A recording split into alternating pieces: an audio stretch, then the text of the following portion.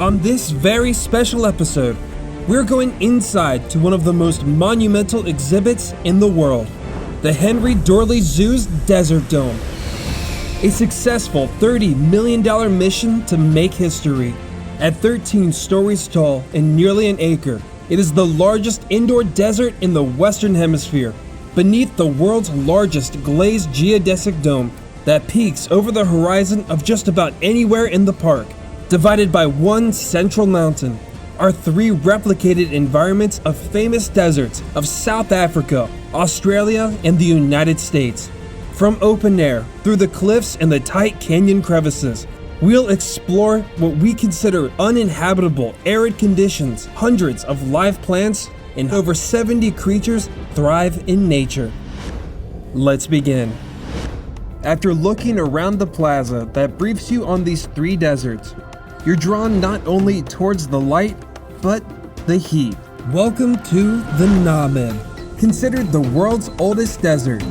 Its right side features a 30-foot tall dune made up of 300 tons of red sand, where you may catch a glimpse of 11 kinds of roaming birds. But there are more gems that inhabit three openings of this massive red mountain.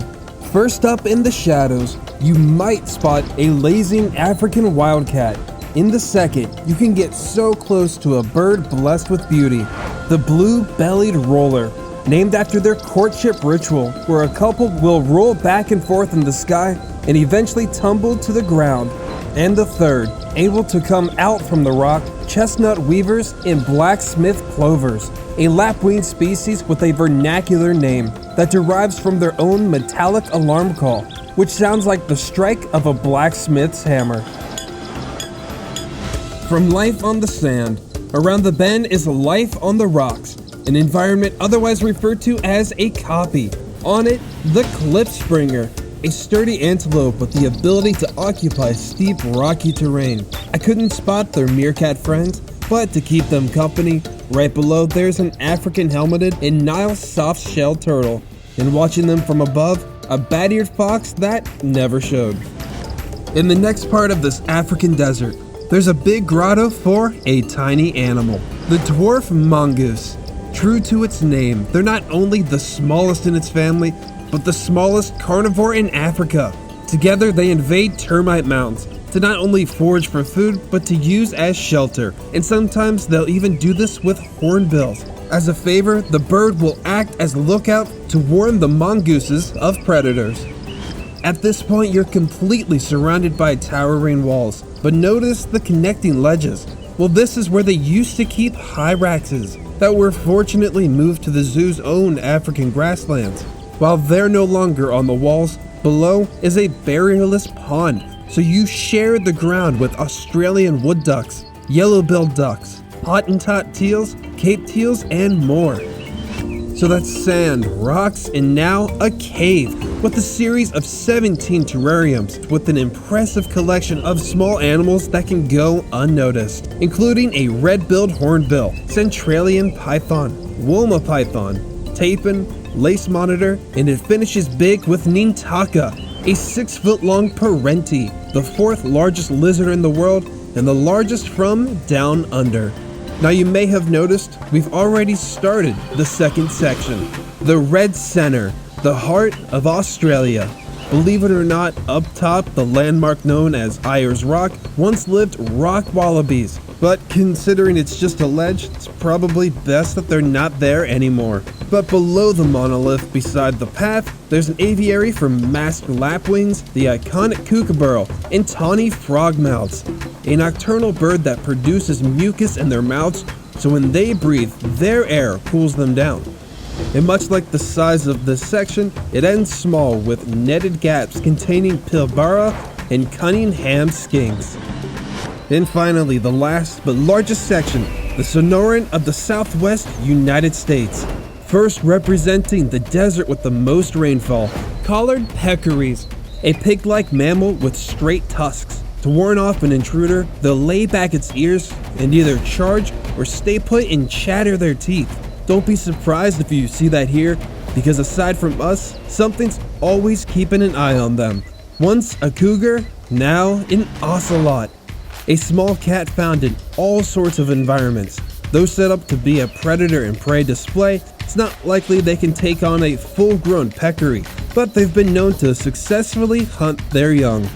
And across watching both of them, the unmistakably distinct burrowing owl. They settle on the grasslands, living in burrows dug by prairie dogs and tortoises, which gives them a higher tolerance for carbon dioxide, since gas can accumulate greater levels rather than when they're found above ground. In what appears to be barrierless as well, there's more burrowing owls and speedy roadrunners. When threatened, they'll reveal an orange patch of skin right behind their eye, or if they have to, they'll run away going 26 miles per hour. And when there's prey, something's always lurking around the corner, hiding in the caves. Hopefully you're able to find their bobcat. But the danger continues in the Rattlesnake Canyon, a very narrow passage that brings you alongside chuckwallas, common collared lizards, and near the end, guarding the silver mining shaft, over a dozen venomous western diamondbacks, who despite being responsible for the most snake bites in the US, they're actually mostly mild-mannered, of course, when they're not threatened. So we've come across predators, prey, now one of the most famous scavengers, where there used to be jackrabbits and prairie dogs, is a rescue pair of turkey vultures, one of the few birds with a strong sense of smell, enabling them to detect a carcass from over a mile away. Their stomach acid is also much stronger than most vertebrates, which helps them keep safe from bacteria found in decaying meat. And sharing the steep life on the other side of them is a Mexican spiny-tailed lizard, tiny Sonoran box turtles, and last along this path, the dome's other kind of fox that didn't show on my visits. Like the African and Australian sections, the Sonoran brings you in a cave to show off its own scaled creatures, like Kanteel vipers, beaded lizards, and the famous sidewinder. As we wind down ourselves, the dome concludes with a random tank for red-tailed splitfins and a mostly friendly tree-dwelling mammal that we've yet to see on this channel, the Whitenose Kawadi or Kawadi mundi, a highly adaptable relative of the raccoon. I say mostly friendly because they can be tamed and have even been known to make great pets. And on another note, they're a perfect fit to end the tour of this dome. Big, beautiful, record-breaking, and certainly jaw-dropping. The Desert Dome, like Omaha's other attractions, is something every zoo wishes they could have in their park.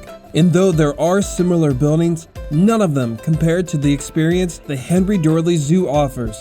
But one thing I did fail to mention, there actually is life under this desert. Unfortunately, it will have to wait. But when we come back, I'll show off another one of their indoor features that many consider to be like no other. Stay tuned and thank you for watching Zoo Tours.